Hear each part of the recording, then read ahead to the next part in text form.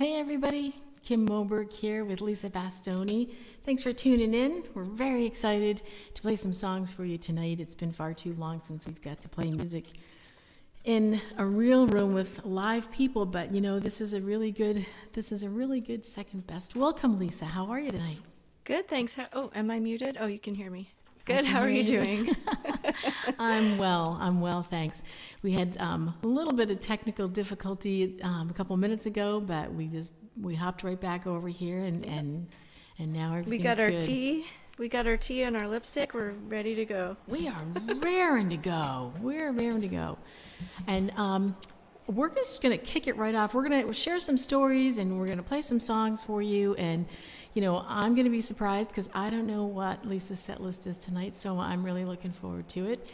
And already Paul's here from San Diego. And I see Dave is here and Denise. Thank you guys for tuning in. We're so happy.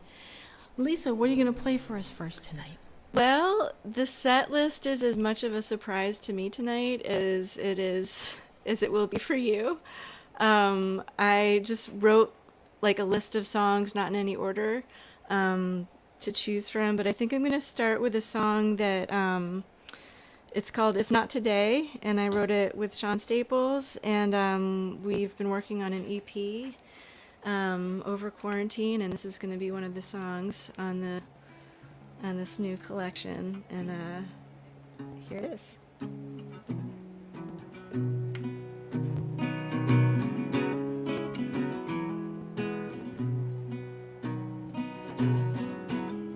You can just sit quiet and be the song that's never sung. Let the sadness work you over. Hide from everyone. You can leave it for tomorrow. You can leave it up to fate. But if you're waiting on a sign, how long you gonna wait? Well, you can be a wallflower when the dancing starts.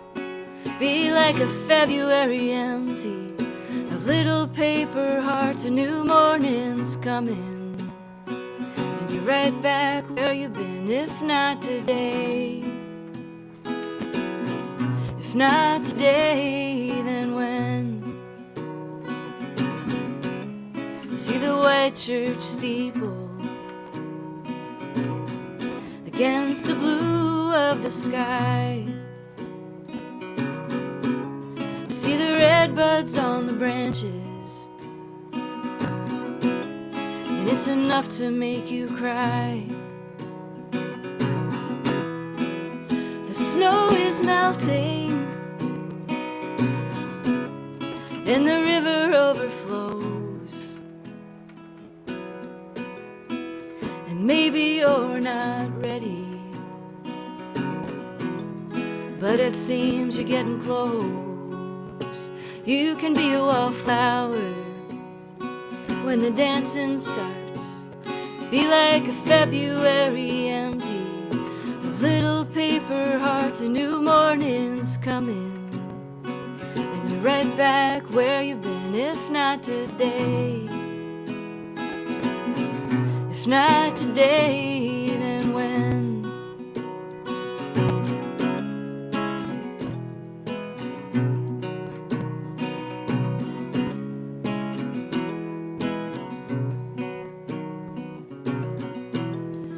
It's hard starting over. You can't go home and you can't stay here. Watch the minutes turn to hours and the hours disappear. Well, you can be a wallflower when the dancing starts. Be like a February empty of little paper hearts. A new morning's coming, and you're right back where you've been. If not today, if not today, then when?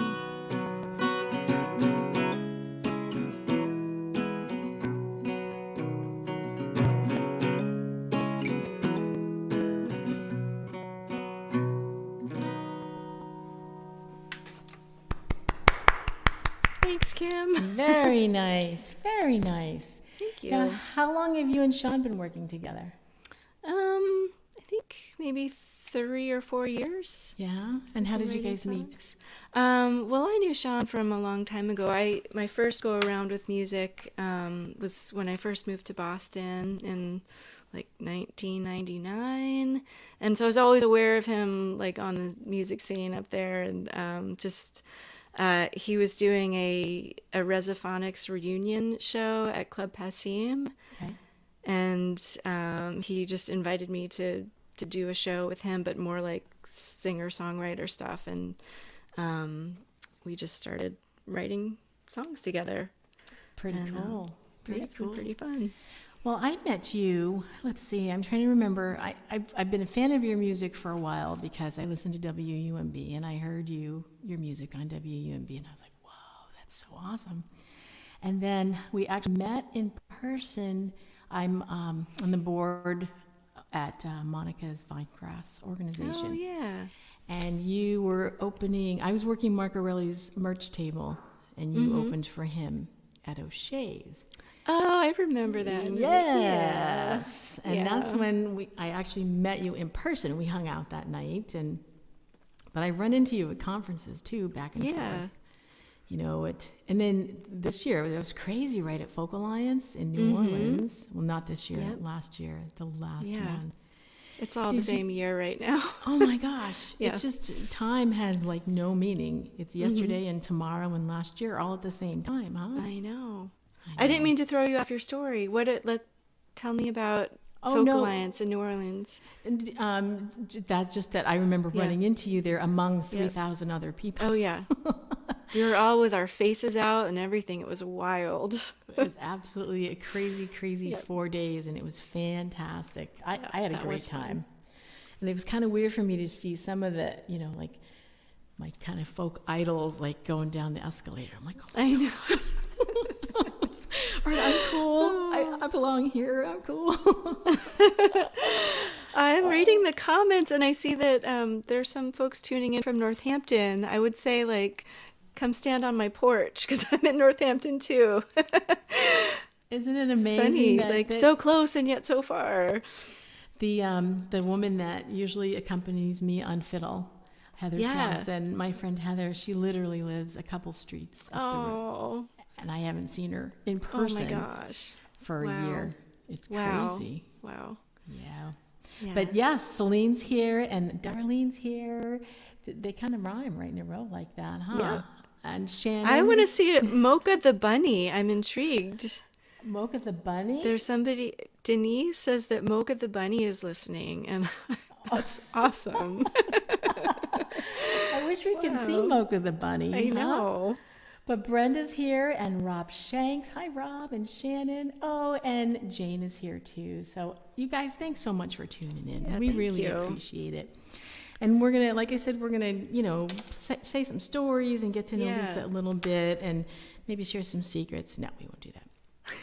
But I'm going to play a song that I wrote some years back. I visited, I went to visit the Tomb of the Unknown Soldier. I was down in D.C. and Arlington. And I'm a military brat. My dad was in the Coast Guard for 20 plus years, and we moved all over the place. And even though the military life wasn't one I choose for myself, I have an immense amount of respect for people who do. And I was really taken by the guards who guard the Tomb of the Unknown Soldier, and their story. And I kind of wanted to tell their story in a song. And so I wrote this song called 21 Steps, Ballad for the Unknowns. And it's written to the cadence that the soldier walks, which is 72 beats per minute. I had no idea it was a set beats per minute. That's It amazing. Yep. And each section of the chorus has 21 syllables. And they do the 21 steps in keeping with the 21 gun salute. So this is called, I'm going to go like this and see you in a minute, Lisa. And I'm working the tech tonight, so it's going to take me a minute to kind of do some of this stuff. But this is called 21 Steps, Ballad for the Unknowns.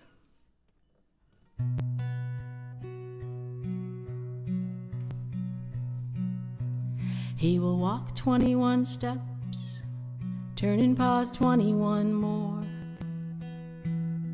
for the lives that fell before. He will walk 21 steps, turn and pause 21 more, for the nameless lost at a war. He walks along the black mat, no rank upon his sleeve, silent sentinel company, buff strap on his shoulder, wreath badge upon his chest. The old guard salutes those who lay at rest. He will walk 21 steps, turn and pause 21 more, for the lives that fell before. He will walk 21 steps, turn and pause 21 and more, for the nameless lost at a war. 3 wreaths on the north side, 3 wreaths on the south, a world of memory, 6 battles fought, for you in honored glory, in patriotic laud. Your name is known but only to God. He will walk 21 steps, turn and pause 21 more, for the lives that fell before. He will walk 21 steps, turn and pause 21 more, for the nameless lost at a war.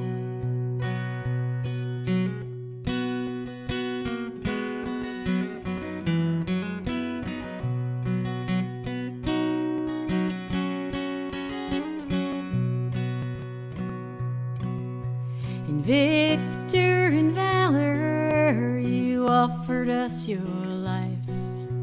A soldier makes the final sacrifice. We know not your name, but we remember all you gave. In every step and pause the proud guard takes, he will walk 21 steps, turn and pause 21 more, for the lives that fell before. He will walk 21 steps, turn and pause 21 more, for the nameless lost at a war. He will walk 21 steps, turn and pause 21 more, for the nameless lost at war. He will walk 21 steps, turn and pause 21 and more, till the day we war no more.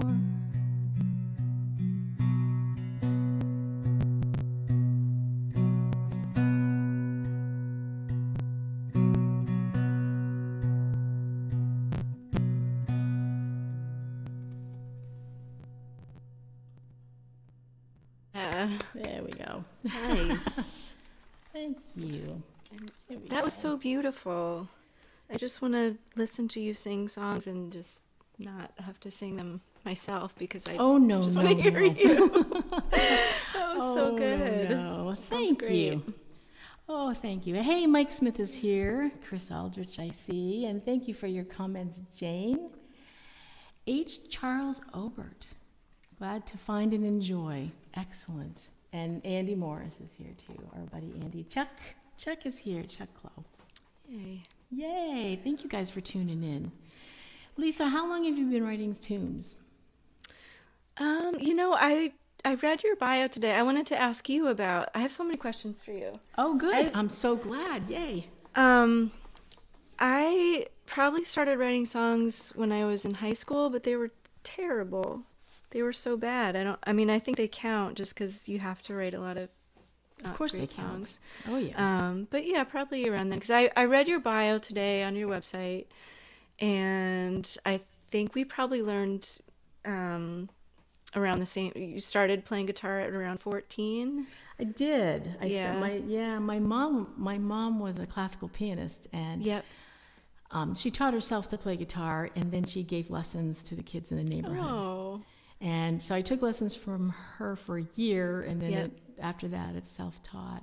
Yeah. And I had to type up the lyric sheets in order to earn my lessons. Oh. Yeah. Wow. And Yeah, I learned from my grandmother. I So, know. That's a wonderful story. And I and just love the picture. Oh, well, she had, oh, thanks. She had, she wrote out lyrics to the songs that she was learning. Mm-hmm. And I know I did that as a kid too, like with a cassette player where you hit pause, like right, listen, right, pause, next Yep. line. I know. Now you can just look it up on Cordy.com. It's like, I know, this is isn't all that for something? you. That's amazing. But your grandmother was a huge influence on you musically, right? Yeah, Yeah. yeah, and in life. So I'm always grateful to have had that connection. It sounds like your mom too, like, was a big influence for you with. Huge. Yeah, Yeah. definitely. Yeah, she was definitely a musical influence, but was also my best friend. So Yeah. yeah, we were very, very close. But how old were you when you lost your grandma? Oh, we had such a good long stretch of time together. I was very much an adult. Like, So you got to play music She only together? passed away. It was maybe 4 years ago, I think. So, yeah. So we did get to play music together and go to music parties when I was a teenager. We would go to these like fun song circles and, yeah. Or And she'd have she- them at her house. Just. She was always like we would go to Unitarian singer-songwriter concerts, and she would go up to the performer afterwards and invite them back to their house to like hang out. And sometimes they would go. So you had So- James Taylor and Carole King. No. That would have You been know, awesome, the local right? Unitarian circuit performers. Still, that's Yep. fantastic, though. But that was like, I think one of the ones, I don't know if I know Katie Curtis was one of the first people that I saw at our local church series, and that was like the first time where it occurred to me, like, this is a living tradition. It's not just on records, that people are still doing this, and this is something that maybe I could do someday, or I always wanted to try It's it. amazing. Yes. And did you ever have stage fright, or did you? Oh, yeah. I was going to ask you about that because I definitely I was so shy growing up, like uncomfortable, like really painfully shy. And I think it was just loving music so much, like just wanting to be a part of it or participate, that kind of pushed me over the stage fright. Like, you just have to do it because the desire to sing outweighs the fear of singing, I guess. And then I don't know, I guess it doesn't totally ever go away, but you Totally learn to ever go work away. with it a little bit more, Right. I guess. How about you? I had really debilitating stage fright for Yeah. many, many years. And when I was a kid, what I wanted to do too was I wanted to act. And I loved the stage. And, you know, when I was really young, I would do like summer theater when I lived in New Jersey. Did you have stage fright with acting, or was it specific Not to as singing? much. No, it was singing. I mean, when you're acting, you're pretending to be somebody else, you know? Yeah. So you're given the lines, you're giving, you know, and you can pour yourself into a little bit, but it's not just you standing there, you know? And it took me a long time to figure out, if you make it about the song, which is what people are really there to hear, right? They're not there judging me. Yeah. They're there And they to want hear you the to do song. well. Everybody wants you. Everybody in the audience is rooting for you to to Shots do of well. vodka helped for a while. Oh, that's okay. So if you're a young singer-songwriter just starting out. Peppermint schnapps.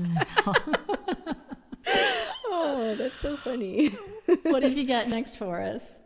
Well, this really funny thing happened over this time of quarantine. I haven't been, there's like a local consignment store where I get most of my clothes, and I haven't ventured out there yet. So I needed a coat this winter, and I ordered it over ThreadUp, which I'm hoping will sponsor me in some way. If you're out there, if you know anybody at ThreadUp. I ordered a coat through ThreadUp, and it arrived, and I tried it on, and I felt something in the pocket, and it was a wallet.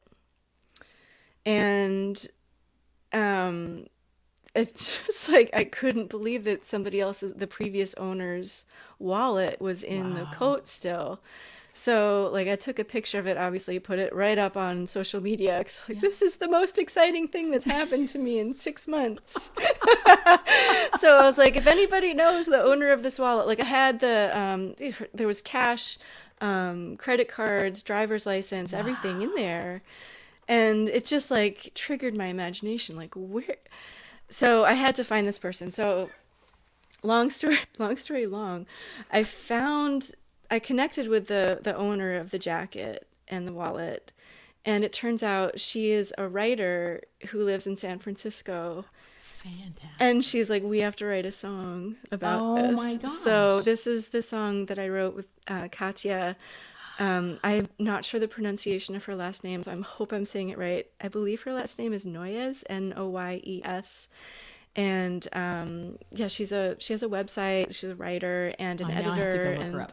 she's awesome. She's so like we just hit it off, and just via email and like voice memos, we wrote this song, and it's just such a weird thing. So like So serendipitous, though, right? yeah, Like and I'm so glad that we met this way. And so here's our song that we wrote. It's called Dear Katie.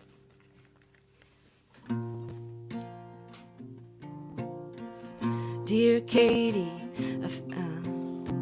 dear Katie, I found your wallet in your old brown jacket pocket. Maybe you were just cleaning out your closet. It's a good coat, I wonder why you didn't want it. I see you're out there in San Francisco, where the winters don't get so cold. If you could see out my window, pine trees are bending in the snow. Well, you lose a little something every day. Something big or small, it just slips away. Keep telling yourself it's gonna be okay. May it all come back to you someday.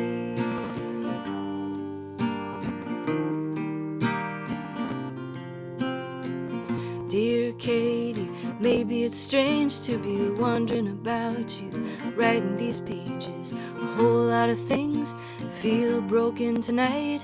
If I could get just one thing right, get one blue wallet back to you, I think it's still what we're supposed to do.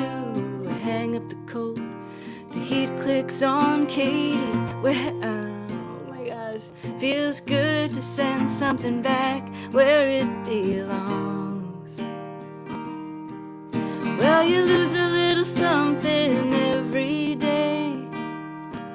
Something big or small, it just slips away.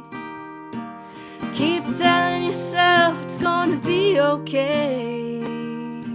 May it all come back to you someday.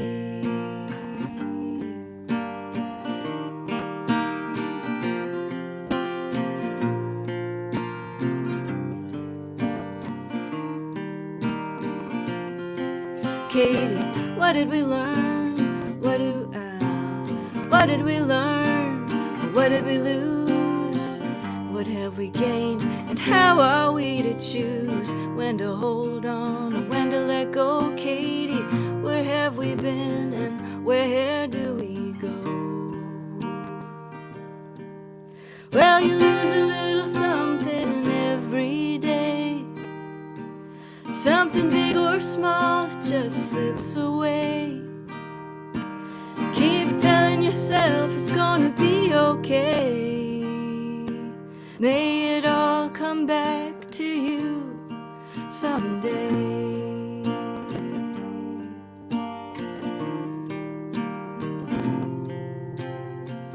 Dear Katie, I found your wallet in your old brown jacket pocket.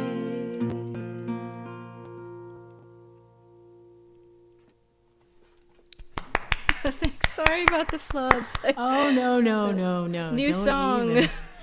New song jitters.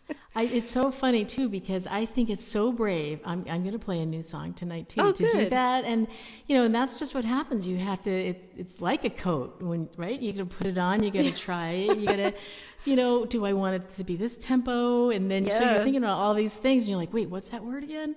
Yeah. What chord was I playing there? Exactly. And my family teases me because they're like, you forget the words to your own song? It's like, yes. Yes. Yep, it absolutely does happen, even if you're the one that wrote it. Because sometimes too, like when I'm lost in trying to write a new song, I don't know how you do it, but I have to play it over and over and over and Oh, over yeah. and over and over, like Yep. ad nauseum. Yes. And so I'm so focused on that, then I'll go try to play a song that I haven't played for a while, and you kind of lose somewhere, which, that just happened to me with 21 Steps and the instrumental part. That's not how that goes. Oh, But- I didn't notice. It sounded That's great not how to it goes me. at all. I'm like, all right, I don't know what my fingers are doing, but we're just going to go with it. Yep. So, but that was what a great story. That was a great song. And it's just a wonderful Thanks. metaphor for so many things, isn't it? Yeah, it was such a strange thing. I'm still thinking about it. Just what are the chances? How long ago Yeah. did that happen? A few months ago? The Maybe beginning like a of month winter? or two ago. Yeah. Oh, that's wow. Yeah. So you keeping in touch with? What was her Yeah, name because again? she's never written songs before, but now she's done a lot of other kinds of writing, and so it's interesting to just kind of cross genres a little bit and talk about like the constraint of a song structure or rhyme, or like how certain words sing versus other words. It's like all new, sort of a new approach, I guess. A whole new way of looking Yeah. at And then writing. which I've done some of that, but then to hear from her perspective, like what details should be in there to really make it come to life more. Tell the story, right. really, I think it should happen more, like that kind of collaboration among forms. It's fun. And Ted says to you, "I'd love to hear you and Naomi record Sea of Heartbreak." We do have it recorded, Ted. It's on the Gray Sky Girls album, which is on Spotify. There you go. So yeah. There you go. And tonight's show is free. We're doing it because we love doing it. But if you decide you would like to make a donation or, put some love in our tip jar, I'm going to have them running down below on the ticker tape. I had Lisa's Venmo and PayPal, and you'll see it again. And right now, my PayPal and Venmo are down below. So, anything that you'd like to contribute, we would definitely appreciate it. So, yes. Yes, and Chris says, amazing that her jacket wallet ended up in the right store, Lisa. Isn't that just wild? And it was online. I mean, just like it had to go through so many different hands to find its way here. So really, yeah. Anyway. Like I said, serendipitous for sure, Yep. right? That was meant to happen. So you have Now- a new song to play? Oh, but I'm going to play Is this it a little next bit or a later. little Nope, later? Okay. a little bit later. All right, no And pressure. I wanted to, I wanted to ask you what's your approach to songwriting normally when you don't have a wallet that you just found in a jacket that you. Well, sometimes I'll have like a line or a melody just pop into my head on its own, or I'll be going through something. I mean, a lot of it is honestly is pretty autobiographical, I guess. But other times I've really in the past few years loved this idea generator approach that I found through Linda Barry, who's a comic book artist and painter and sort of creativity coach. So it takes about 20 minutes, and it's like a very quick way of like just coming up with a bunch of ideas at once, and then just you can go with the one that jumps out at you most. It's been like, knock on wood, I don't want to jinx it, but if I have nothing to start with, it's a really good way of just finding something like starting point. And I can put a link to her book in the comments, maybe. That'd be great. I'm so excited by her work and everything she does. So I'd love to learn more about that. Yeah. Yeah, and if it's great for co-writing too, so if that's ever something you'd want to try, we can talk. I would love to try it. I'd love to try to. I only tried co-writing once years ago when I first started playing out, and it was a really kind of negative experience. Oh, and so I just I'm like, yeah, no, I'm just going to do this on my own. But what's I want to, if you don't mind, like tell us about your process for me. Writing. Almost everything starts with the guitar. It's kind of like a Ouija board, and I don't know what it's going to be about. That's what takes the longest. So I come up with the guitar part and a melody, pretty much like that. You know, I just mess around and I can come up with those two. And then for me, it's like, all right, now what is this actually about? And then, like for the song that I just finished called The Seventh Fire, I did a ton of research about the subject. So I've got pages and pages of notes, and then how do you pare that down to, verse, chorus, verse, bridge, and make it rhyme. And so that's, for me, is the most time consuming is whittling the lyrics and figuring all that out. So. Don't you love the research part of it though? I do. I imagine that's just, you can get lost in that. I do. And sometimes and you can go so many directions, with it. And then all of a sudden in your research, something sparks and you're like, oh, that's the part of this that I want to write about, So it's amazing because you kind of get really lost in that part of it, and it could be like days go by and you're like, oh, you put your head up and you're back in the world again going, oh yeah, I have to do the laundry, and or my husband does the laundry, I have to wash the dishes. So it's a funny process because it's always in your head, and even sometimes I'll go to sleep thinking about it, or I'll dream about the melody. It's really crazy. So to me, that's when I know I'm onto something, is when it's over and over and over and over and over again. What about we were talking yesterday when we checked in about taking walks. Like, do you ever find, like, if you're stuck on something, if you get up and take a walk, something will click, or maybe even as you're walking? Sometimes walking, but most ideas come. Yes, or sometimes it's like a puzzle that you're working on it.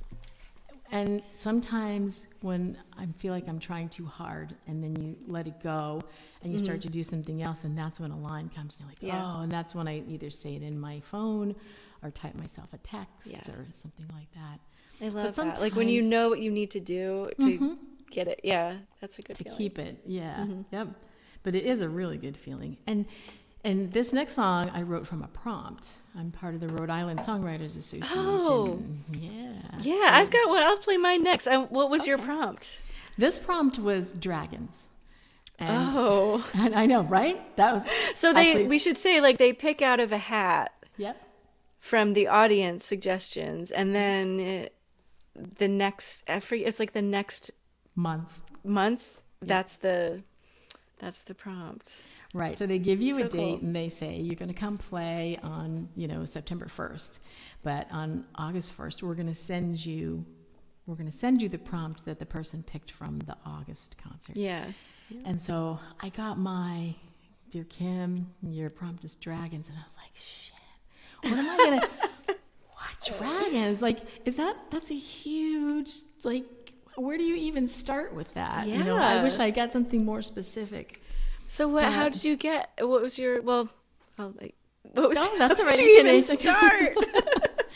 Where did you start? Where did you end up going with that? Google. I just Googled dragons and went down a bunch of different rabbit holes. And then I saw an interesting fact that cartographers years ago would use the phrase, "Here be dragons." Oh, yeah. Yeah. And Cool. I've heard that. That's awesome. And they used it to denote areas that were considered dangerous or unexplored, and like a path that no one's really ever gone down before. So that intrigued me. And yes, Beth, I love my song from the Dragons prompt too. Oh. Yes, because Beth and I both had, we were part of the 4 people performing, and we got this, and it was amazing because when 4 performers get the same prompt, the 4 different songs that come out of it is so interesting. And she kept her dragon song too. Aww. But this song ended up being about a woman who is kind of, and this is going to sound like really like Phoebe Buffay like, but but I actually saw this character, like I saw her, I could see what she looked like, and I could feel that she was just living in despair, and she was at a crossroads, and she knew that no matter which path she took, neither one was going to bring her happiness, but only one was going to give her peace of mind. And this is the song that came out of that. And Beautiful. it's thank you. It's called "Here Be Dragons." And we'll see you in a minute, Lisa. Okay. Here be dragons.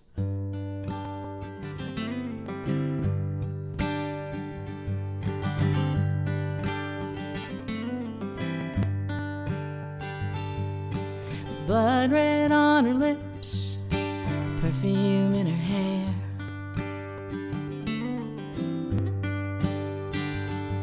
Well, tonight she'll be a sinner or an angel in despair.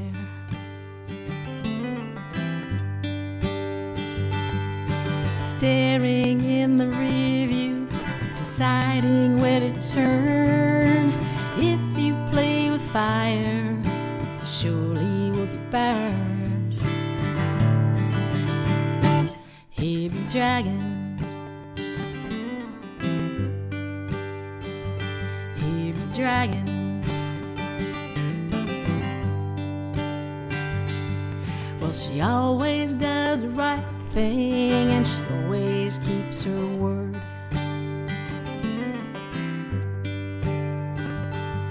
But this loneliness and heartbreak have caused the lines to be blurred.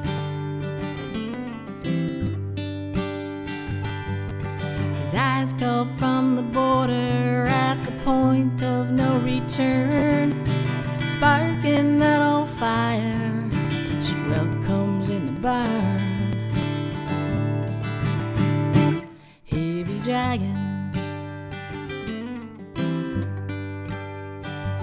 Here be dragons.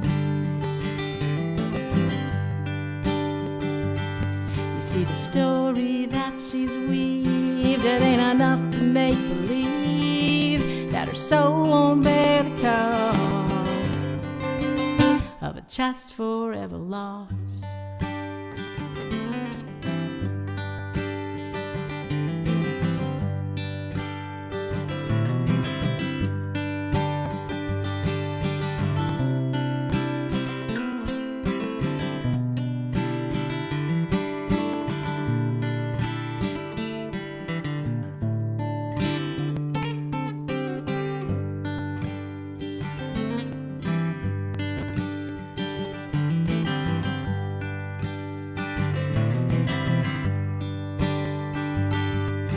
She unlocks the back door, heads on up to bed.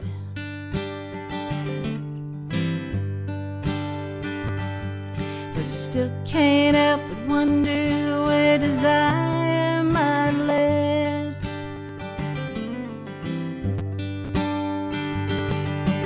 Knowing that forbidden fruit won't satisfy the yearn, yet the taste of sweet temptation lingers and it burns. Here be dragons. Here be dragons.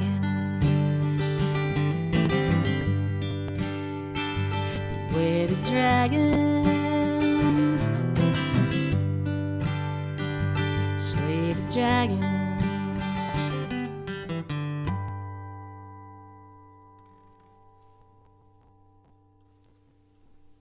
Gorgeous. Oh, Don't you love do you like an assignment? You know, it stresses me out, great. but then I do. It's like good stress, I think. Sometimes it can be. Like, yeah, a deadline and a prompt that's great. My former life, I was an officer for a large bank in Boston, and I worked with deadlines all the time. So maybe my subconscious is like, you need the deadline. I don't know. Yep. But I've written a couple songs with the Rhode Island Songwriters Association using that technique. And one we had is the beginning of the pandemic, and it ended up we had 1 week to write it instead of a month. Oh, And, wow. Yeah. That was stressful, but a really good song came out of that one too. So thank you, AJ, and thank you, Jane. So yeah, it's fun. And, you know, I'm trying to learn different ways. Like I have the book, 1,000 Songwriting Ideas. Oh, yeah. And Susan Cattaneo, you know, recommends like even going to the paint store and looking at looking at the paint colors and using that as inspiration, or nail polish colors. I saw somebody else recommend too. So all sorts of ways. And Susan had a great idea too, is taking a song, the chords to a song that you really love by somebody else, and like reversing the chords. Oh. And that's how Up Around the Bend started, the title song of my second CD, because I took a Laurie McKenna song that I like and kind of, and it's in a dad-gad tuning, and switched the chords around a little bit and started humming a melody over it. And I was like, oh my God, thank you, Susan, because, you know, that was such a great tip. Yeah. Yep. Oh, she's got a lot of great ideas. She really does. Yeah. She's the woman. So what's next? So I could play my Rhode Island Songwriter Association song. Yay. So our prompt was Down a Slippery Slope. Wow.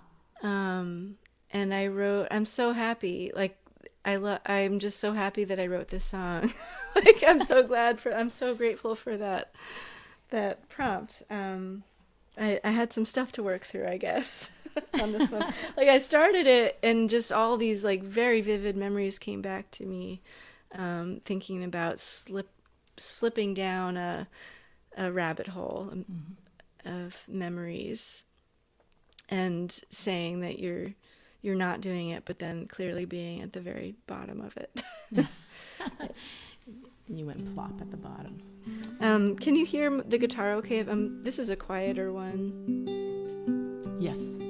You can hear how out of tune it is? No. Good. Let me just check that. I want to make sure that you can hear exactly how out of tune it is. How out of tune it is. It's so funny, too, because the weather here on the Cape is super... It's been raining all day, which wreaks havoc on stringed instruments. They do not like to stay in tune. Yeah. We've got some comments too. AJ Kiernan says, Lisa, your lyric video of Beautiful Girl, and I agree with her here 100%, is stunningly moving, as is the song. Oh, thank you. I would be so pleased if it made an appearance this evening. Sure. I'll do that one after this one. And Darlene says, I look forward to the day we can meet again for live music. I can't wait to purchase both of your newest CDs. Thank you, Darlene. I miss you. Are you ready? I think so. Okay. It's still out. Sorry. I don't know why. And you can probably hear my heat is on now, too. That's that nice little fan sound in the background is my heat. That's background ambiance. That's right. Like some sort of production edition, right? It's intentional.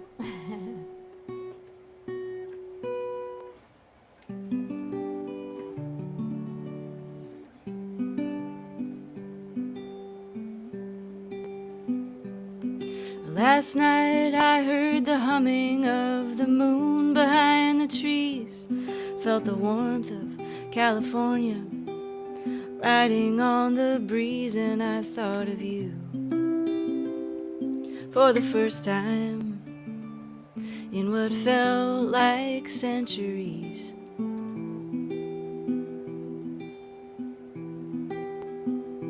And I don't even have your number now, but even if I did, and though I knew it by heart back when we were kids, if I had any feelings left for you, I'd keep them hid, 'cause I moved on and on and on.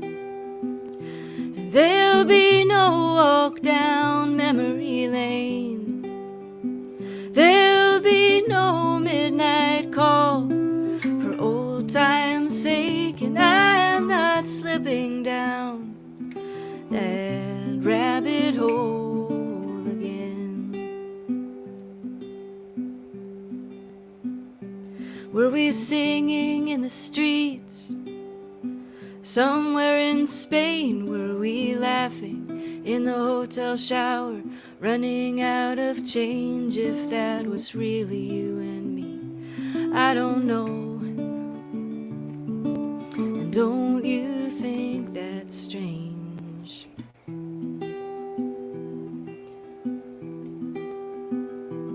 And the last time at the airport, you had your dark sunglasses on. I flew home to my mother's house. I wrote you a song, and then I picked myself up, caught a bus back to Boston, and I moved on and on and on.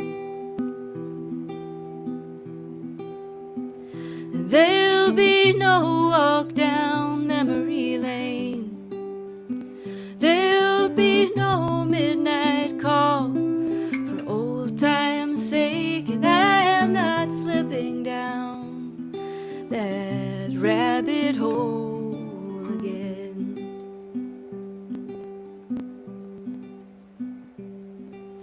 And if by chance you cross my mind, it's only by mistake. It's like that old jean jacket that you lost in the lake. We couldn't see it at the bottom, we might assume that it's still there.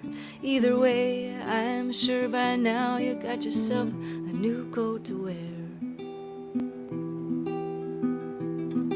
But oh, how I loved you with an unprotected heart, and how you blew it wide open when you busted it apart. That was the best thing that you did. I can see that now. All I know is I moved on, although I don't remember how. And there'll be no walk down memory lane, there'll be no midnight call for old time's sake, and I am not slipping down that rabbit hole again.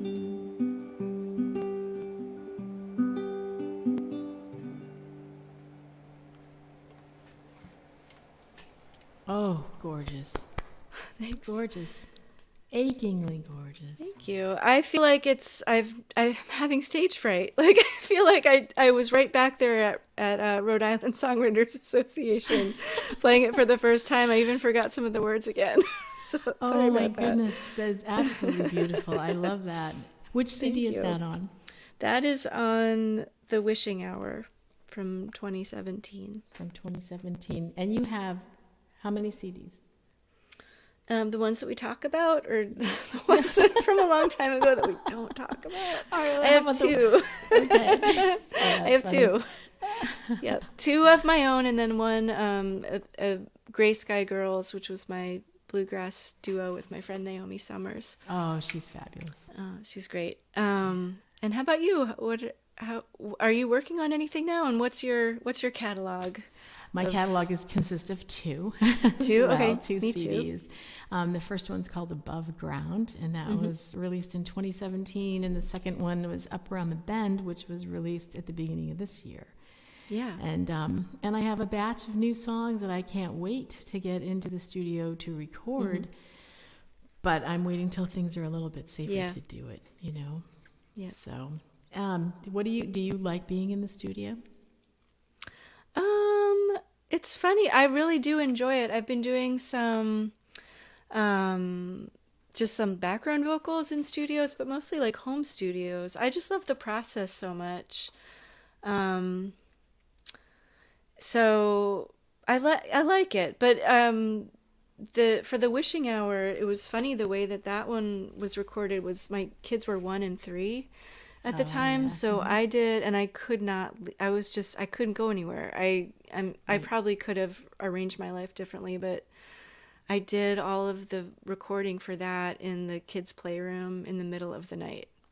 Fantastic. And so I would do like the guitar and vocal, send it to the producer and the engineer, and then they'd add all the other things. What did to you it. record? What DAW did you use? What recording software? I used GarageBand, Did and I you? used Okay. this mic, which is a $70 USB mic. That's great. The reason I asked is Yeah. because I was asked today actually to partake in a project where I'm going to need to record. I think it's the same project. I'm doing the same one, I think. If Is it's what it? I'm thinking of. It's a secret, though. It's a secret that we can't Yes. say, but I bet Yeah. I bet it is. And I think they can work with what you, well, That'd be good. I talked to my producer today, and I just said, you know, if I record, because they were looking for unmastered audio, and so it needs to be mixed, and I Yep. don't know how to mix it. So I asked him if maybe it's a separate, different thing. Then maybe, because... I know we are doing another one. Oh, it's a different thing. Well, you got lots of secret projects going on, Kim Moberg. That's awesome. I'm excited, but I asked him, Yeah. you know, if I record in GarageBand, and I don't know, because I love being in the studio. I love It's to be so- able yeah. to just concentrate on trying to sing and play and not worry about anything else. Yeah. And then I love production. Like I'm so shocked that I do, because for the longest time, like I'd hear music that I loved, and then I'd get so excited when they'd release a bootleg of acoustic only version, you know, and be like, yeah, I love that. That Lori McKenna kitchen tables, Isn't it kitchen the best? tapes, it's Kitchen so tapes, good. yes. I mean, everything of hers I love. she's There's something about one of my that one. Yeah. one of my favorites. I love covering her tunes too. Yep. But there's something really like personal and intimate about that. But so when I got into the studio, and I recorded with John Evans, who's Grammy-nominated producer here in the Cape, and he was Tori Amos's bass player for many, many years, and he's played with like so many top names. It's not even funny, but you would never know it. Like I knew it because I read about him. He does not tout any of that. And when I got in there and he started layering, because, you know, he said, am I recording or am I producing? And I'm like, producing. And he started layering things. I'm like, I didn't even know the song could sound like that. I didn't even know that it could open up all of these things. Yep. And I like to compare it to like a house. Like you have the same foundation, but you can put different curtains and you can put different color paints on the wall, and it's still the same house. Yeah. And that's how it is with the song. It's being produced, and you can still do it acoustically, just you and your guitar. But then, wow, look what else this song could do. All the colors. All the colors. Yeah. So much fun. So much fun. But anyway, awesome. I'm going to try to send this, like I've GarageBand recording, which is not at all what it would sound like in John's studio. So I'm hoping it comes But with out. technology, that's going to sound, you won't know. Like it's a GarageBand thing. I think, I wouldn't have guessed that That'll for be your great. recording. So, you know, I'm super, super glad to hear that. Thank you for sharing that information with you. And Greg Barr, it's nice to see you here, Greg, and thanks for sharing. He shared your Amazon. I hope that's not what I think it is. What? That's I'm going to look. There's like, have you noticed how, I don't know if it's through CD Baby or somehow, like some of the old, I've noticed some old things turning up on Amazon, and it's probably expensive. Oh no, these are the good. There That's a is good one. oh, the old ones are there. And see, I don't know who's doing this or who's behind this, but I have a bone to pick with them because Uh-oh. I'm going to have to buy up all the copies that exist of these old ones. I'm going to stop talking about it now. Oh no! See, now you're going to make everybody. It's going to be collector's It's like items. a record of just hopefully growth over time. People, you got to start somewhere. You do. So the ones that are on the don't look, but if you do look, just my disclaimer is that I was busking in the Boston subway, I was going to and ask you about that. Mary Lou Lord was like, I saw her one day, and I was like, watching her and learning. I love her. And we talked a little bit, and she was like, well, you should make a CD, because if somebody's going to give you $1 as a tip, they'd probably give you $10 if you have a CD to offer and you make a lot more that way. So I was like, all right, I'll make a CD. And I had no idea what I was doing. I probably should have waited. If I was wiser, I would have waited. But it was, first my survival. So Right. Now, that took a lot of courage for somebody who had stage fright to go and busk in the T stations in Boston. That's the thing. That helped a lot, because it was like trial by fire. Like, I'm just going to get over it and just do it. What made you decide to take that step? I don't remember somebody. Oh, I know what it was. Tom Bianchi. Oh, yeah. Was somebody that I used to pass. He'd be playing at the Park Street station on my way home from work. And one day I asked him some questions, like, I was obviously like obsessed with buskers and stalking them and asking them questions. I was like, so is this your only job? Is this all you do? Yeah. And he said, yeah, you should try it. So then I quit my job and became wow, that takes busker. Guts. And then there was an intermediate job. I was working as a personal assistant for a musician, and I just kind of got bored. Like, it was not, I don't know. I remember hearing that. To move on. I remember hearing that when, because I was listening I heard you on Chuck's podcast. Oh, yeah. On one of my many walks, and I remember, I'm like, oh, I didn't know she was a personal assistant. That's a cool. So that's probably too. why. And then there was one sunny day that I went out and made more money per hour than I did at my regular job, and then I just assumed like that would scale. Like if I it happened kind of like it happened that one time over the week. Yeah, yeah, it happened that one time. So yeah, just being willing to take sort of, not very well thought out risks, I guess. Was that the same time Pete Mulvey was doing that? He was out there too. Yeah. But maybe a little bit after. He was probably playing like really good venues by then, I'm sure. And still busking maybe sometimes, but he's amazing. Yeah. I just love him too. And he said I've heard him too talk about how much he learned, busking like that. Yeah. Did you ever try it? No. No, I probably should have. I wish I had, but no, That's fantastic. What was your first, where did you find, were you going to open mics, or where did you finally work up the courage to perform? Was it? There's a local place here called the Harvest. Have you ever played at Harvest Gallery Wine Bar? I've been there, but I haven't played there. Well, my friend Kathleen Healy was running an open mic there, and actually, I went to that because my friend Todd Nickerson from Sparrow Blue was helping me out at I did a fundraiser for one of my kids' gateway program at school, and Cape Cod Beer hosted it for. They gave me the place for free. And I thought, we called it Musicians for Gateway. And I figured there has to be teachers and parents of kids out there who are musicians. I'll try and track them down and invite them to come play and raise some money. And it was a really fun night. And my poor friend Misao, who was a jazz pianist, worked on a song with me. And I think, oh my God, I'm surprised she's still friends with me, because I was just so nervous and made her play it over and over and over and over and over again. And she was so patient. And so I played 3 songs, and I almost threw up. I was just a lot. nervous.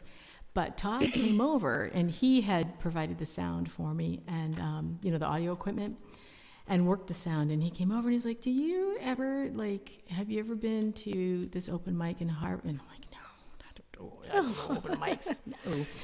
And it took me almost 2 months to get the courage to go. And my husband drove me there. And all the way there, I'm like, maybe I think I'm going to listen tonight. And he's like, nope, you're going to play tonight. Oh, yeah. And then it took going back every single Wednesday for a year until I finally got to where I was comfortable. Yeah.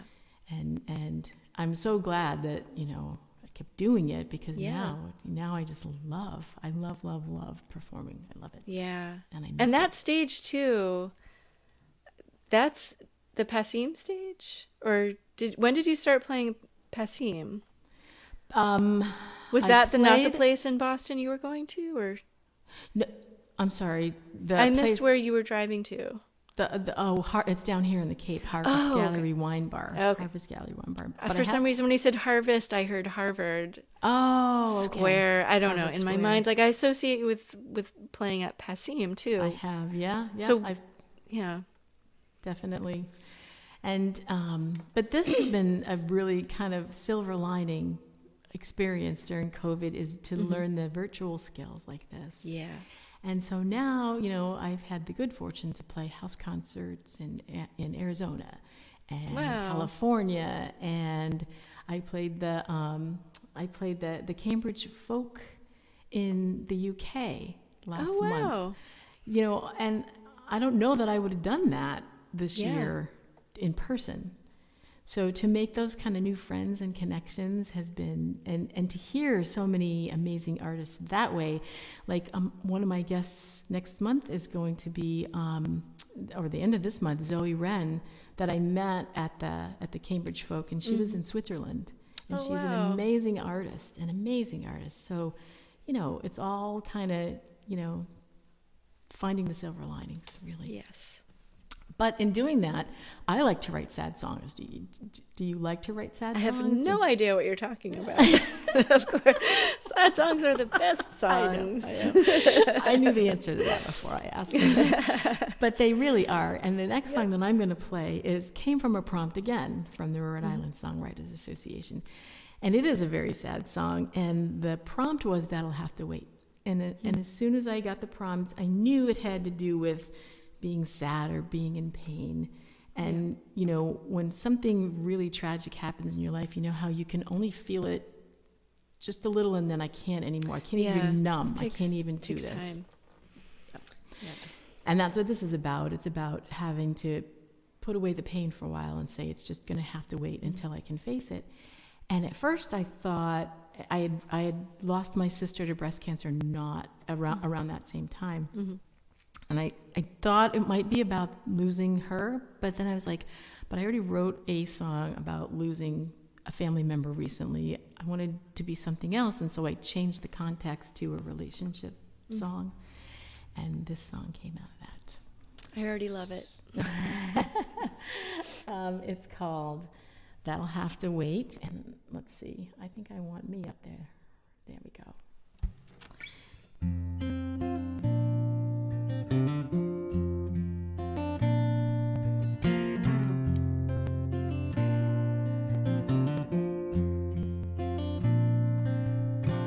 Staring at your face across from me, a stranger where a lover used to be, and the words that you are saying mean my world's about to shake, so the hearing that'll have to wait.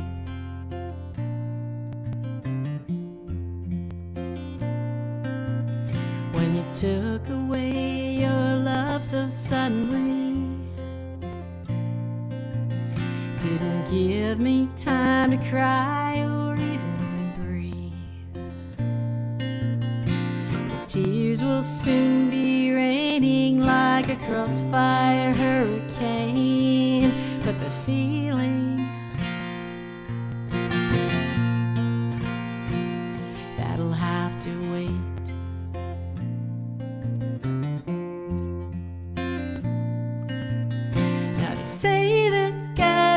give us more than we can't take. The pain of losing you I just can't face. 'Cause a heart that's used to loving, you know, don't know how to bend. It just breaks.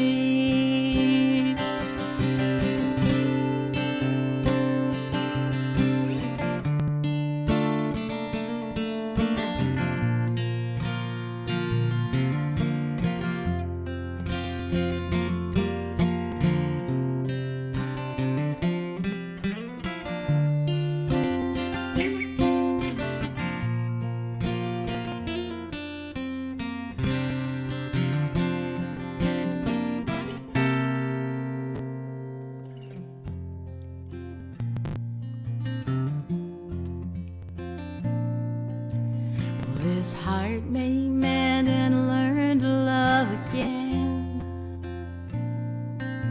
I can't say with who or why or even when.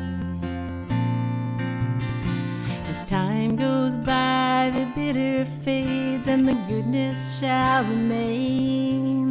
But forgiving, that'll have to wait.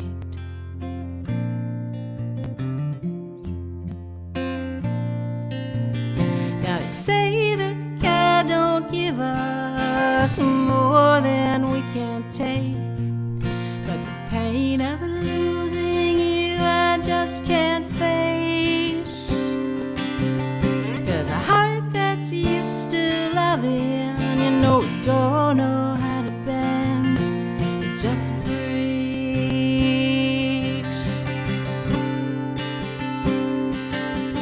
So forgive it.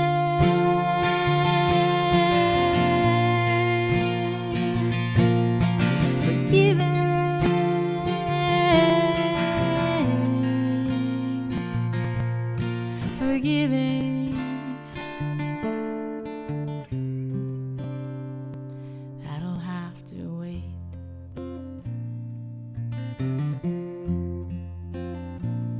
That'll have to wait.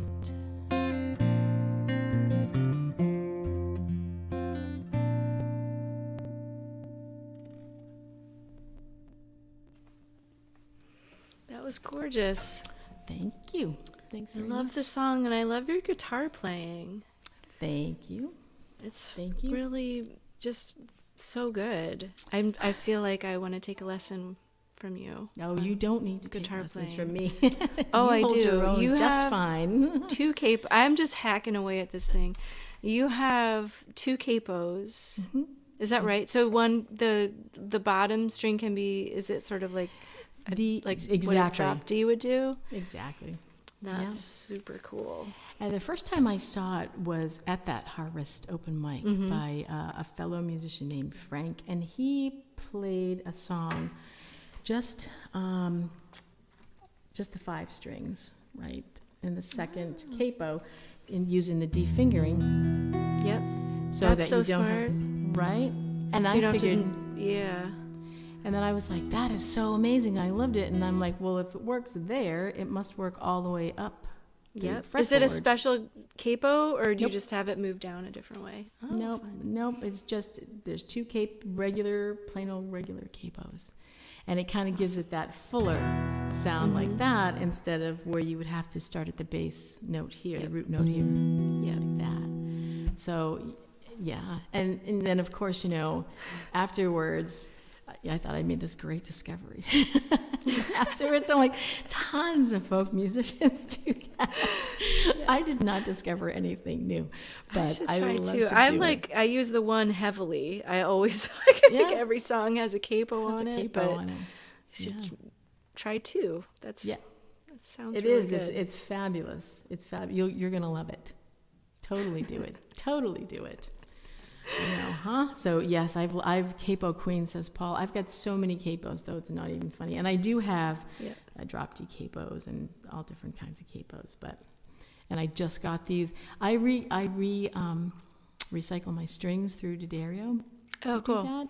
So you No, send them in? because I don't ever change my strings. Oh, I just keep them don't tell me forever. that. Don't tell me that. Oh my gosh, that's like my pet peeve. I change them.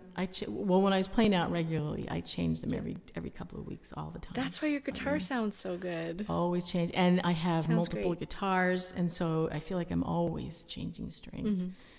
But because it drives me nuts if I'm playing it, it doesn't feel right, and they don't resonate the way that I like unless they're new. But anyway, I recycle them through D'Addario, and when you do that, you accumulate points. And I accumulated, so I just ordered and got last week two more new capo. Wow. So you can have like a dedicated set of 2 capos for each guitar. Oh gosh, yeah, I eventually. do. I That's great. absolutely. Yep. It's a lot of fun.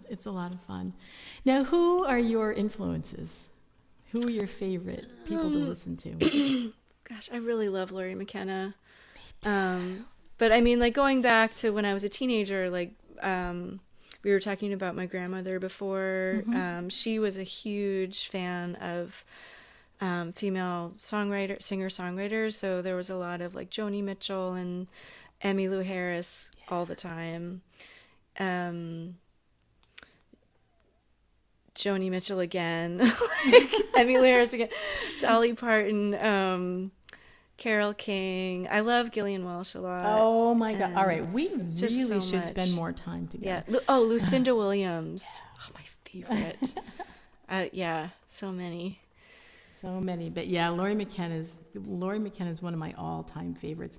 I just love how she can take everyday events that seem not important and shine a light on how truly extraordinary they are. Yeah, and it's those like little moments that make you choke up a little bit because they're so relatable. Like I love the little details. And yeah, there's one song, "Giving Up on Your Hometown." Yeah. There's like a verse where there's something about like the fish tank in the waiting room or something. That's like, that is so random and so real, and it makes me cry for some reason I can't even explain. Like, I love that. Oh, we should each. How cover about one you? tonight. Who are your big influences? Well, growing up, it was Carole King, James Taylor, Jackson Brown. But same thing right now. Sarah Jarosz. I love Sarah Jarosz. Yeah, I she's love so Gillian good. Welch. I love Laurie McKenna, and I get to meet Laurie a couple of times through Betsy, and she is just a lovely human. She's just a lovely human being, and I was like starstruck. But you know, she's just great. And I listen to her. I follow her around, like stalking to her on her podcast, all the podcasts. I'm looking to see where is she going to be this time? Where is she going to be this time? But How about the? I'm sorry, I didn't mean to cut you off. No, that's right. I was just going to say, and she and Margarelli together are magic. Oh, I think. know, so good. Yeah. I was going to ask if you have heard the new Gillian Welch. It's like the bootlegs tapes or I own something it. that. It's got- so I good, did. and like just to think that they wrote all of those back there. songs in like 2 days I know. blows my mind. And those were like their songs that Throwaways. didn't make the album.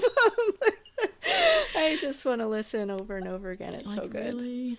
I miss doing that. When I was younger, friends would come over and we would get so excited about a new album, and we would put it on and listen to it from start to finish, and then do it again.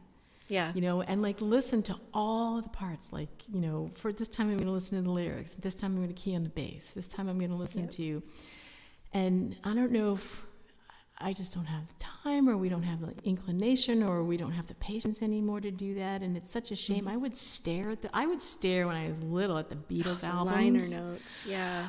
Just even the cover, you know, and I memorize every single thing on that cover. Yep. And I miss doing that, and I don't like that when you support an artist and you purchase music, it's not really tangible. I don't like the digital, you know, not tangible part of it. I miss holding that thing. You know? Yeah. I know. And I love just reading the liner notes to see like who played on the album, the credits, and then the connections between like, you know, who was playing where and all that stuff. It's really Oh yeah, my husband and I I miss- are it's- big jazz fans, and that's Oh, how yeah. we've found different musicians by like, oh really, like so and so played piano on Dizzy Gillespie's album. This is great. I'm going to go listen to that pianist or that bassist, and that was our rabbit hole. yeah, good in doing one. it that way. What have you got next for us? Well, how are we feeling about length of like how maybe we'll play another song or two each? Yeah, I'd say Maybe why just don't we do- one? no, two. Do two. Two? each. Okay. Yeah. All right. Well, maybe I'll play. Could either attempt another new one now, just because I'm feeling like taking a chance, or I could. I don't know what to do. Maybe I'll save "Beautiful Girl" for last, and I'll play one that I'm not so sure about Good. now, just because why not? And we get to say, right? The people here Let get me to know, say, "Ooh, like- I heard that." I have not Way played. I back. played it a little bit of it for Kim last night when we were testing things out, and I don't know that I've played it. Yeah, that's it. So, yeah, let me know what you think.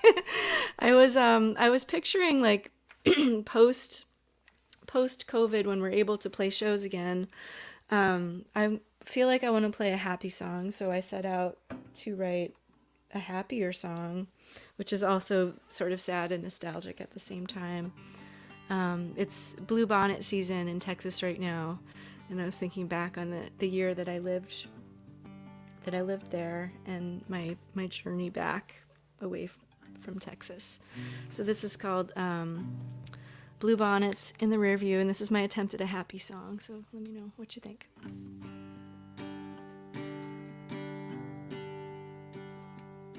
Another mile up the road, you can stop for gas. Over by the graveyard, under the overpass. You've been living in Austin for a year and a half, and now you're 9 hours east with the sun at your back. The humming of the highway shaking you loose. It's a mighty fine line between a rut and a groove. Pack it all up and get lost in the move. And look at those blue bonnets, so pretty in the rear view. Another temporary job to pay the rent, and those hot sidewalks and your money spent. And now the radio's on and the window's down, taking the long way back to your hometown. The humming of the highway shaking you loose. It's a mighty fine line between a rut and a groove. Pack it all up and get lost in the move. And look at those blue bonnets, so pretty in the rear view. And to the fiddle player singing by the pool, and the tattooed mother smoking in the laundry room, and the all-night beer can hockey games can play on so long.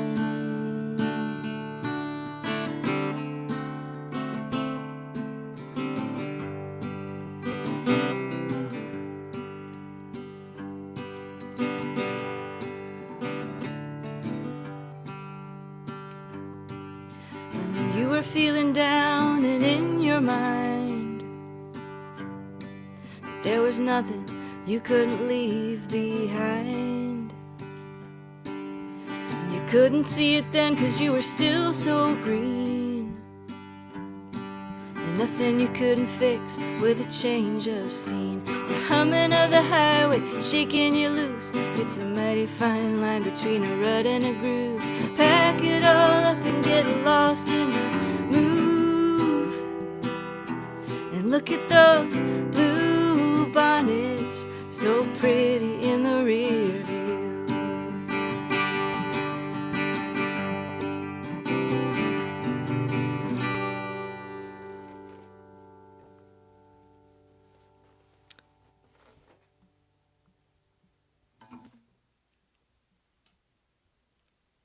Oh, Yay, that's a Oh, keeper. thanks. Thank you. That's definitely a keeper. I'm sitting Thank here going, you. yay, that's a keeper, that's a keeper. No one's hearing me because I forgot to unmute. I tried to write a crowd pleaser. That's Love also it. sad. And I don't know if it's because I'm missing my fiddle partner, Heather, but I hear fiddle on that song for sure. Yeah, I would love to have fiddle. I mean, there's a fiddle player in it, so yeah, I would love Yeah. to record it with a fiddle someday. Oh, soon, I hope. Oh, I can't wait to hear that one recorded. Oh, thanks. See, thanks for taking a chance and playing a Oh, new thank song. you. I feel very supported, so thank you. Yay. I wanted to give a shout out. One of my friends viewing is Jane Caputo, and she runs the Cape Conservatory Youth Ballet and has been our daughter's ballet teacher since they were each 3 years old. And my oldest is 21. Oh. And my oldest is 21, and the second daughter's 16. So we've been with her for a long time. And she was also one of the people that supported me and had me open a show at the Tilden Arts Center, Cape Cod Community College, years and years and years ago. And she reminded me in the chat here, a very good friend of ours who was part of that group, Olivia Brote, passed away on this day. And she was very young when she passed away. Wow. 19, I think. Oh my gosh. But yeah. And that night she gave me encouragement. I was in the stairwell, practicing my song again and again. The girls were running up and down with all of their, ballet stuff. And she saw me and she came over, and this was when she was probably 16 or 16 years old. She came over to me and she was like, "Mrs. Moberg, you sound really good. You're going to be fabulous." Oh, And I was like, well, what kind of young person stops? So, that's the kind of heart that she had. So, we're remembering Olivia tonight too, for sure. The next song that I'm going to do is also a brand new one. And I just finished it not long ago. I've played it twice. And it's still, you try to find your comfort zone in it, So I'm trying to figure out what tempo and everything. But it's a song I wrote. I'm Native American. I was born in Juneau, Alaska, and I'm of the Tlingit tribe. And I'm learning more and more about that part of my heritage now. And for the longest time, I kind of felt like I wasn't a very good Indian because I didn't know anything about my heritage. And it was like an epiphany that happened not long ago that was by design. I know. I was just going to say that there's an intention behind that. It's really tragic that the colonization, exactly. Yep. And so I was researching, and I started writing this song, then the lick was,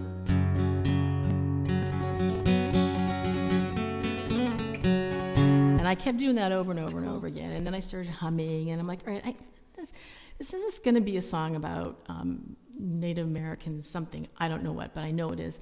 And so I started doing some research, and I stumbled upon, of course, it's been here for centuries and centuries, but I just recently learned about the Seven Fire Prophecy, which is, it's a prophecy in the, make sure I get it right, in the Anishinaabe Nation. And it marks the phases of the life of the people on Turtle Island, Turtle Island is the Native American name for the North American continent. So the Seven Fires Prophecy represent key teachings for North America and suggest that different colors of human beings can come together on the basis of respect. And in each of the fires represents a different period in this timeline that's being prophesized. And evidently we've gone through 6 of these prophecies, and we're in the 7th fire prophecy now, which for humankind is a very, very important crossroad. And the decisions we make now about how we treat each other and how we treat the earth are going to be long-lasting decisions. And, basically what they're saying in the prophecies is we kind of lost our way, and we stopped listening to the elders, and we stopped listening to established ways of how we should be treating each other in the earth. And we need to go back to those ways in order to heal, in order to get better. And so I just found all of this completely fascinating. And that's what this song is about. So it's not recorded yet, but hopefully that will happen in the not too distant future. And it's called The Seventh Fire.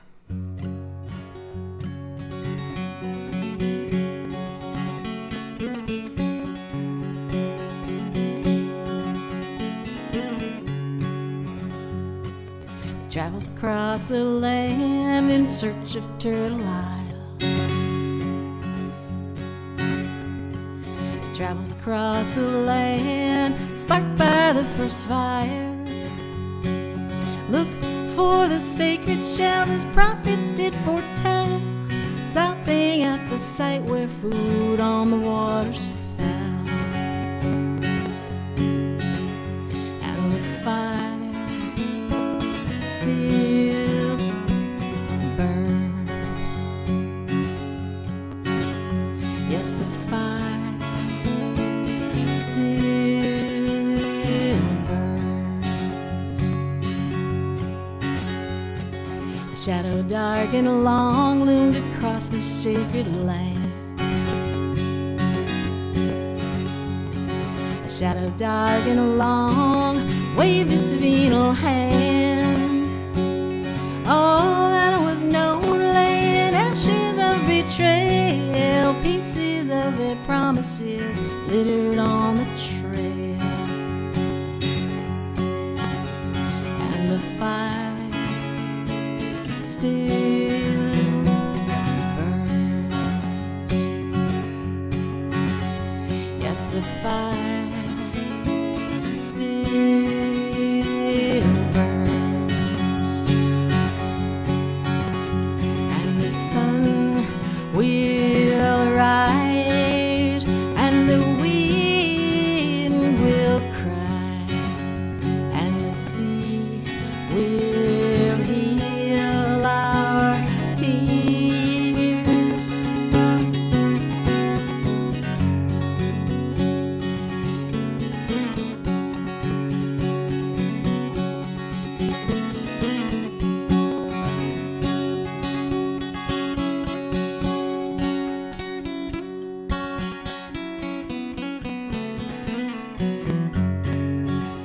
See the eagle soar, hear the drum ring roar, all gather and seek the circle.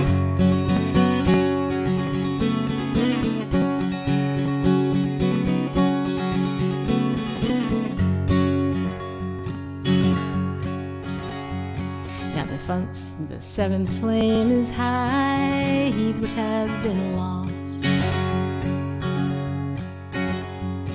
The seventh flame is nigh, pay attention to the cost. Awaken the wisdom as bitter rivers flow. Choose the path to unity, return to what is known.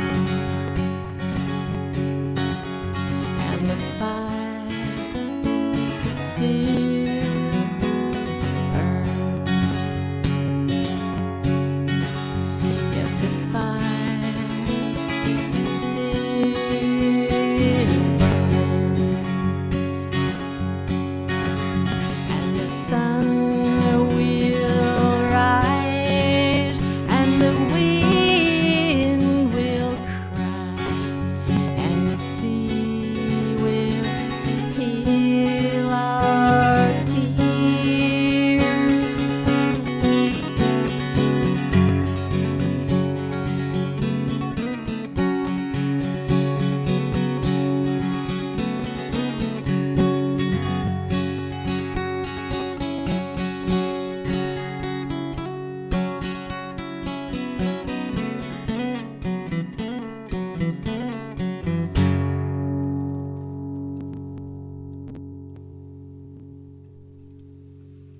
There we go. That's a new song. Brand new song. Yep. Yeah. Brand new song. I mean, I'm sure you feel you're maybe too humble to know or to admit what a powerful and important song that is right now. Like, I don't know that you would say that about, like, you wouldn't say that about your own song, but No. as a listener, I feel like it's a very powerful and important song right Thank now you. to Thank share. you for So I hope that you'll be able to record it as soon I as hope so. possible. I hope so too. I hope so. And it's funny, I don't know if you feel the same way. I mean, because as songwriters, we have to put these puzzles together, you know, and that definitely takes labor.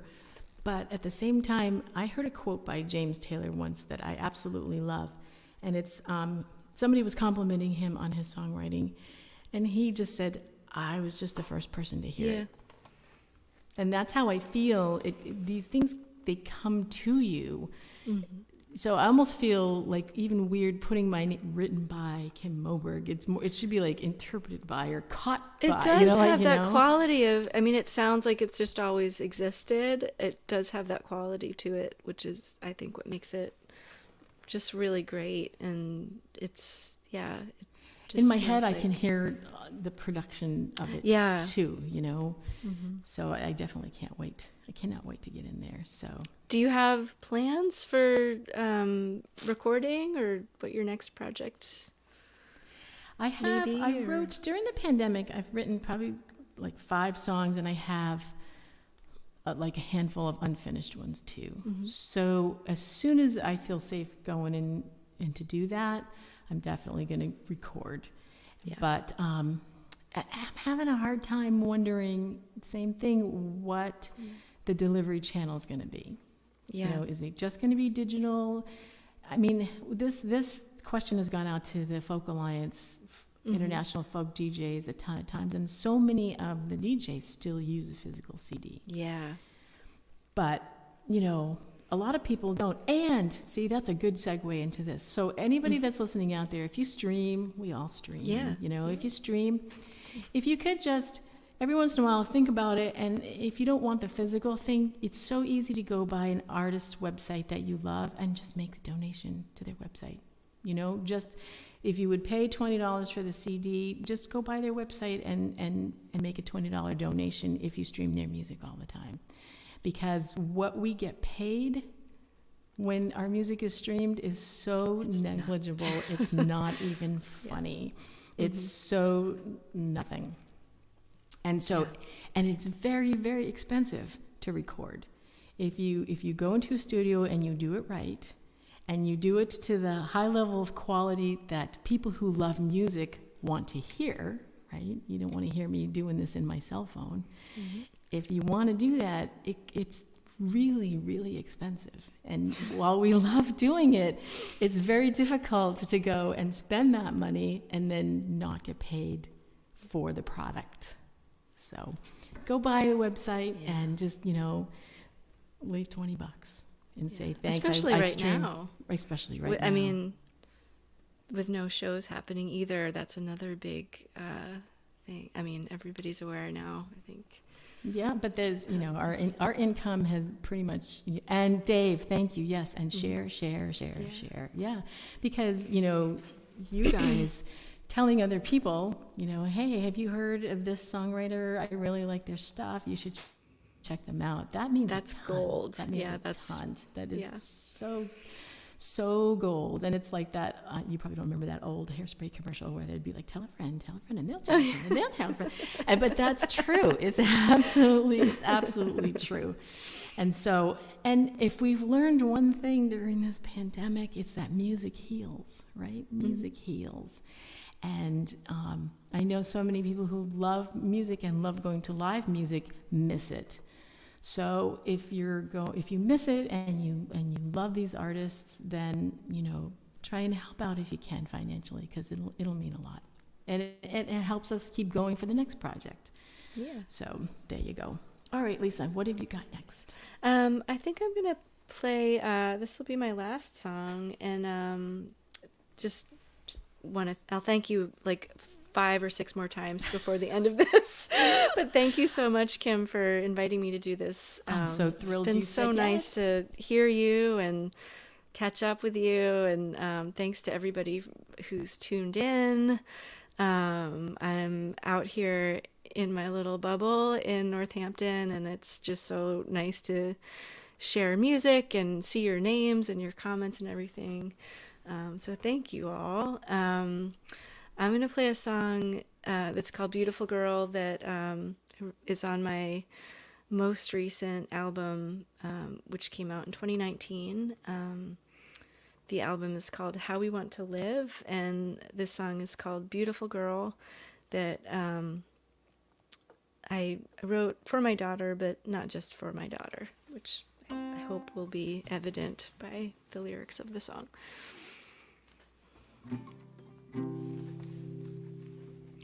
A girl in the woods with a knife and a loaf of bread comes upon a pack of wild, hungry dogs. She'll use a knife to cut the bread, making sure they're all fed, and maybe save a little for herself. 'Cause it's alright to be gentle, and it's alright to be kind, but it's alright to be brave and scared. I want you to know that I love you more than anything in this world. I want you to know that you're a beautiful girl. And when you were a baby and I held you in my arms, sometimes we'd look out at the stars together. To the moon and back I said, I tell you now so you won't forget, so you'll remember when the going gets harder, that it's alright to be gentle, and it's alright to be kind, and it's alright to be brave and scared. I want you to know that I love you more than anything in this world. I want you to know that you're a beautiful girl.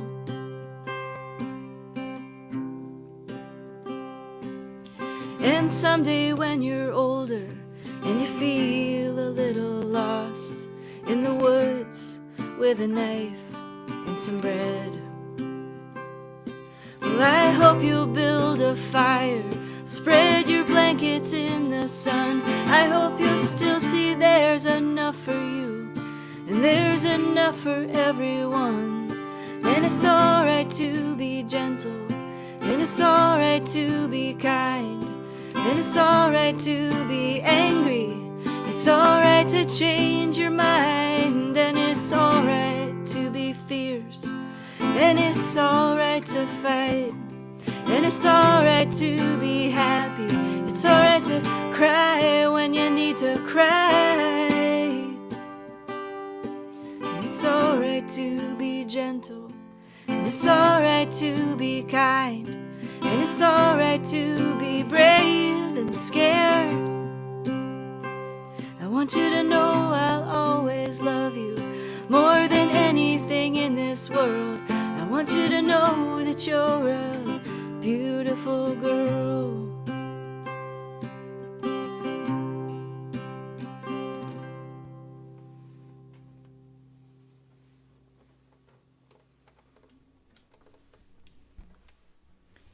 Absolutely beautiful. Thank you. Yay. Thanks. Absolutely beautiful. That might be my favorite Lisa Bastoni song. The first time I heard Thank you you. play it, I think, did you play it? Was it? I don't know if it was Folk Alliance or Nerf. I saw you play it at a conference, I think, for the first time. I was Yeah. like, oh my God, what a great Aw. song.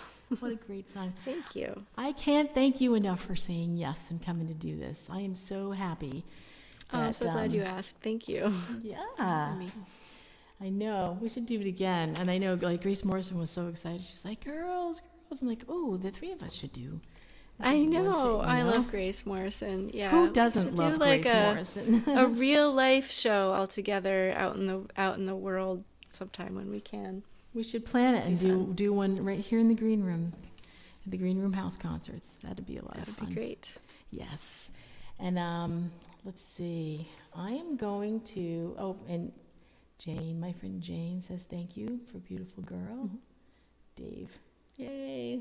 Oh, wildly clapping at home. Oh, yay! Yay! I am going to take us out with a song that I wrote about my friends, because aside from my family, my friends are just mean the world to me. You guys, all of you guys out there, and and Lisa, and just the friends that I've kept all these years, they just mean the world to me. And so I kind of wanted to write a song about that. nice. This is not yet recorded, and it's called "I'll Always Be a Friend." Thanks again for tuning in, you guys. We're so happy you did it.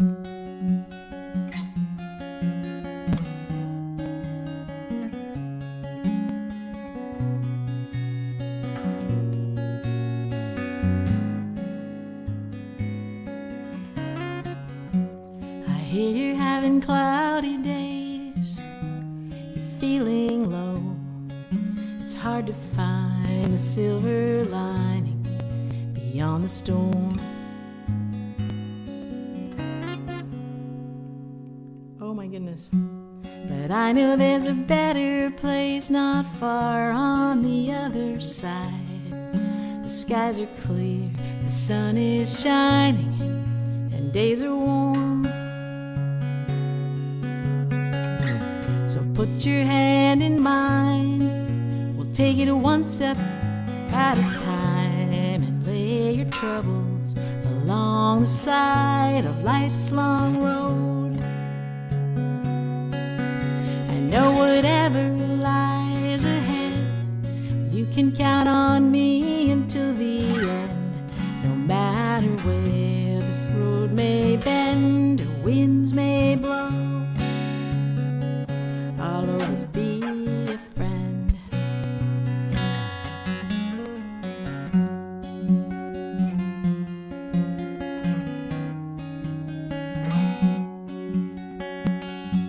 I wish I had the answers to the questions ailing you. And if I could, I'd bear the pain you're going through. But we can take some time to talk and sing a song or two, and find some comfort in the words that ring true. So put your hand in mine. We'll take it one step at a time and lay your troubles along the side of life's long road. Know whatever lies ahead, you can count on me until the end.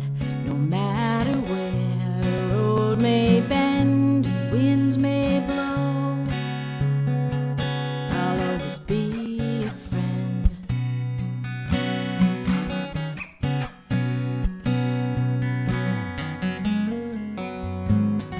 You don't have to be alone as long as I'm around, 'cause I'll be there to share the load. So lay your worries down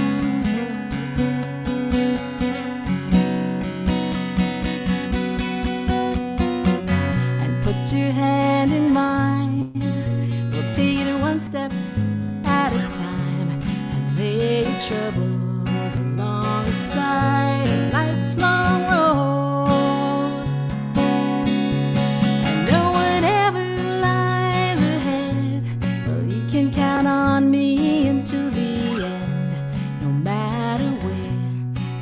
May bend, winds may blow, I'll always be a friend. I'll always be a friend.